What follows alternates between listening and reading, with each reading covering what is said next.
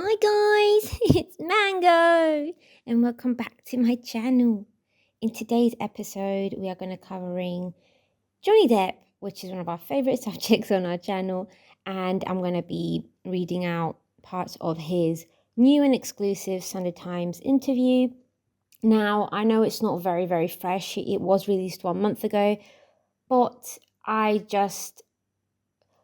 do want to go over it on our channel because I think that he said a lot of important things, and as I have covered the Johnny Depp trial, as you can find a lot of videos on my channel, I do want to also add this as part of it. So I managed to now this interview.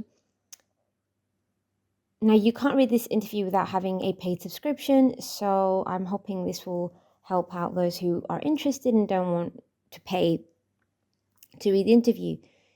So let's get started. The title is I Was a Crash Test Dummy for Me Too. Now, throughout this interview, from the parts that I read, he does address a lot about the Amber Heard trial, about Hollywood, the Me Too movement, and about his comeback in Hollywood. So the interview starts with Johnny Depp questioning my comeback, because in making it clear that he does not consider his return to Hollywood limelight anything of the sort, which is something that I also said in one of my previous videos when I covered Johnny Depp's comeback in Hollywood, which you can find on my channel, and I'll add a link below. He says, honestly, I didn't go anywhere. And that's true, he didn't. And if I actually had the chance to split, I would never come back. And that is true. As I said before, Johnny Depp does not need Hollywood. Hollywood needs Johnny Depp. He is a power act. He has a huge fan base. He's a great talent, great mind, and a decent person. So of course they do need him. Now there is a quick description of where the interview took place, about Johnny Depp's history with Amber Heard and the Fantastic Beast franchise, about him being boycotted, and also about his upcoming projects like The Day Drinker and his second directorial debut where he directed Modi, which also had its big movie premiere a few weeks ago in London.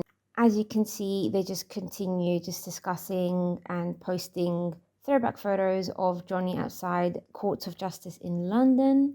And they continue to describe the place where they interviewed him, which is at his home. And they said that although it was cluttered, it was clean. And he has a photo of his late friend, Hunter S. Thompson, and a doll. This is what I found really funny. He has a doll of Donald Trump climbing into a cage with the American flag inside it, saying it's the horrible cage, as he explains, of the US presidency. And then on the coffee table, he has a magnifying glass and a book of Jack the Ripper and an ashtray with a very interesting quote on it. I think that just explains Johnny, who Johnny Depp is. His house really just has all his vibe and oozes Johnny Depp.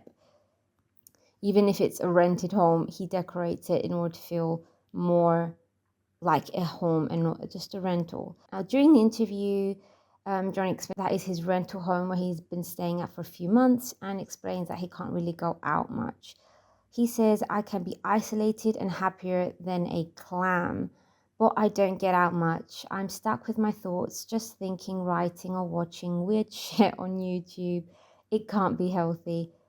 He continued by saying, the interviewer asks him if he's tried a disguise, and he says, I've tried hats, or I can grow a beard, but there is never a way to hide. I just feel uncomfortable causing this weird form of attention I do because I'm really shy, which everyone knows that Johnny Depp is very shy, and that's what makes him a great actor, because through his characters and his outfits, he becomes the personality in the movies.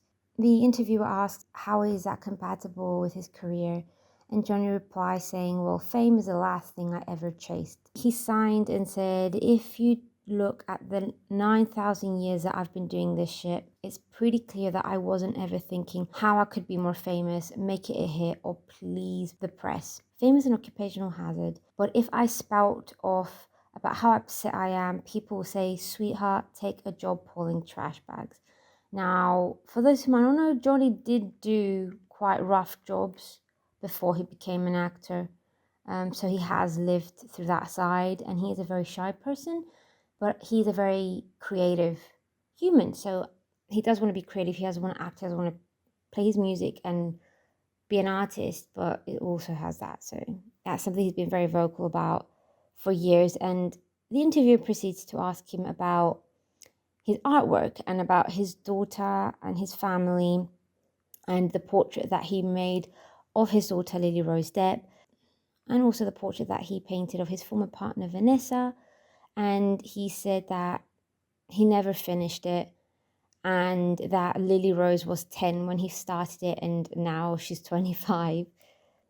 And then Johnny just starts thinking about everything about the time that passed and everything that happened. And he says, years get away from us, don't they? How old are your kids? And the interviewer says 10 and 8. And he says, oh, I envy you. I'm of the empty nest syndrome. Does he miss having the children about? He replies, oh man, my kids growing up in the south of France in their youth. I was Papa. I cannot tell you how much I loved being Papa. Then suddenly Papa was out of the window. I was Dad, but Papa was awesome, and I'm getting old enough for Papa to possibly come back. Some are going to have to call me Papa. So hopefully, I think Johnny means by this that he wants to be a grandfather, which is very sweet. The interviewer proceeds to ask him where his home is since he's renting right now, and he said, and Johnny replied with, well, I don't spend much time in the US, so there is the joint in the Bahamas or here, but home. He takes a lengthy beat. Truly, the first time I felt I had a home was the place in the south of France where Vanessa and I raised the kitties. That's the only place I ever felt like home. That is beautiful. The interviewer proceeds to just write about the history of Johnny Depp's trials and about how he's starting to come back in his career. So I'm just gonna skip over those pages and just get to the moment when the interviewer asks Johnny about everything he's been through, the US and the UK trials, and he asks Johnny if he regrets any of the details that have gone public. And Johnny replies saying, look, it had gone far enough. He said that firmly. I knew I'd have to semi-eviscerate myself. Everyone was saying it will go away, but I can't trust that. It'll go away, but I can't trust that. What will go away? The fiction porn around the effing globe? No, it won't. If I don't try to represent the truth, it will be like I've actually committed the acts I'm accused of. And my kids will have to live with it. Their kids that I've met in hospitals. So the night before the trial in Virginia, I didn't feel nervous. If you don't have to memorize lines, if you're just speaking the truth, he continued saying, none of this was going to be easy, but I didn't care. I thought I'll fight until the bitter effing end. And if I end up pumping gas, that's all right, I've done that before. The interviewer highlighted that Amber went through a lot as well during the trial. And he asks Johnny, because he did love Amber and it was his wife, that it cannot have been easy to witness what she was going through. Johnny Depp replied with, well, that is the thing that I have been in love with. That's where we could start to look at the roots of in love with. Because with regrets to how I was raised, I wouldn't say it was a house without love, but it was an intense love. And I would not say that myself or my siblings or my pup or mum experienced any great love or bliss. The interviewer proceeds to give a background of Johnny Depp's upbringing, his family, the abuse that took place in his home and his childhood, and then continues with Johnny's quote, who said, my brother and his problems with the parents. There were many episodes of conflict. He and my father would duke it out, and Debbie, who is Johnny's mother, had her problems with them too. Then Danny got married. Soon Debbie got married too. That's his sister. And it was only me and Christy. Then Christy got married, so it was only me. Side note, Johnny Depp is the youngest child in his family. So all his siblings got married, only he remained at home with his mother. And he said, and dynamics changed. It was almost as if I was used to conflict and it was abnormal. I did my best to just step in and out. And the interviewer says that the room fell silent for the first time.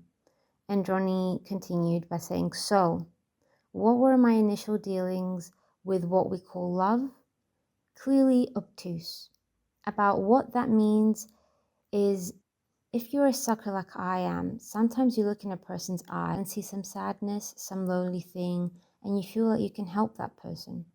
But no good deed goes unpunished, because there are those who you try to love and help them, but will start to give you an understanding of what that malaise, that perturbance was in their eyes. It manifests itself in other ways. And the interesting thing is that it is merely a sliver of my life I have chosen to explore because it is my mother and father. Do you know what I'm saying? And the interviewer seems confused by what Johnny Depp is speaking about and how he's comparing how he felt about Amber in a similar way that his mother and father shared between each other. But he let him continue, and Johnny added by saying, so Betty Sue was an awesome woman who revealed herself to be kind in the end, though she didn't know how to treat anyone when I was growing up. She liked to escape from reality from time to time and learned how to live in a miserable state. I was in dreadful fear of this woman as a child, but at the same time I loved her. So I'm not surprised I allowed myself to experience something in some little psychological sphere to help understand what it was like between my parents. I had to understand how my father dealt with it, so it would be dumb for me to carry any bitterness. Eternal hatred? You want to put curses on someone? No. I know who I am, what that was, and look, it was a learning experience. Now, I have to say that Johnny is a person that has deeply self-reflected on himself, as he said during the trial. And I think this is just another additional insight of how far he's come. And I feel like he has really understood what drew him towards Amber and understood that maybe what he felt wasn't that she was the love of his life as he believed, but it was him just trying to help someone who seemed lonely and sad. And he saw his mother through Amber, and he was trying to subconsciously understand how his father was in a relationship with his mother, how he coped, and why their dynamics were the way they were, sort of trying to heal his child self. Now, this is just the mango explanation of things. I'm not a therapist. The interviewer pushed, trying to get an emotion out of Johnny Depp, in my opinion, instead of taking more understanding in what Johnny replied to and the depth of it. He just kept pushing on trying to make Johnny feel bad in a way, in my humble opinion, because he ignored everything Johnny said, and replied with, but the public adored you in 2009 and now think people view you differently. You still no regrets? And Johnny very elegantly said, no, I have no regrets about anything, because truly, what can we do about last week's dinner? Not an effing thing. Exactly. He can't fix what he did wrong. He can't fix the damage that was done because of Amber, but he tried his best to clear his name, and now he has to live with that. And all he can do is just tell his truth. The interviewer proceeds to just speak about Johnny Depp and his love for music and how he found that as an escape route growing up. And Johnny gives an insight about his music and the love that he has for it. And he said, music was all I did from the age of 12. I found my purpose. By 15, I didn't see anything worth sticking around for. I wasn't dumb, but I just knew I wasn't going to be an accountant. He proceeded to give a funny story about his days back in school and about how his teachers preferred that he just followed his dream. His principal said, "John, I know you play music, I know your dream. I strongly suggest you just follow that."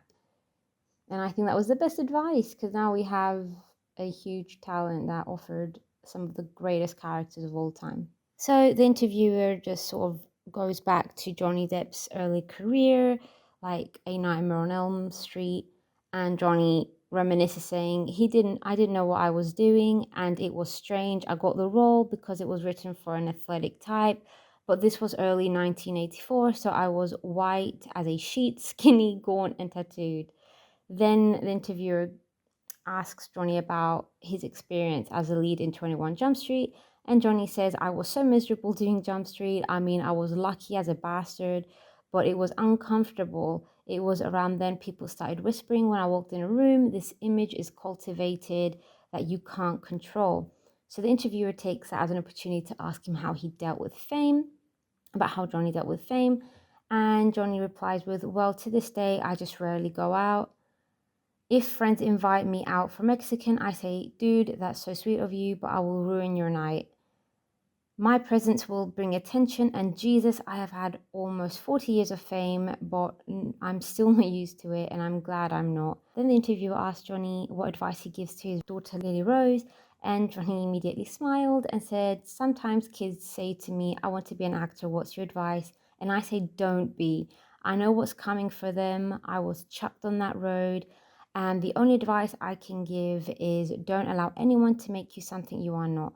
They'll want you to be a poster boy, and it's tempting, a lot of money.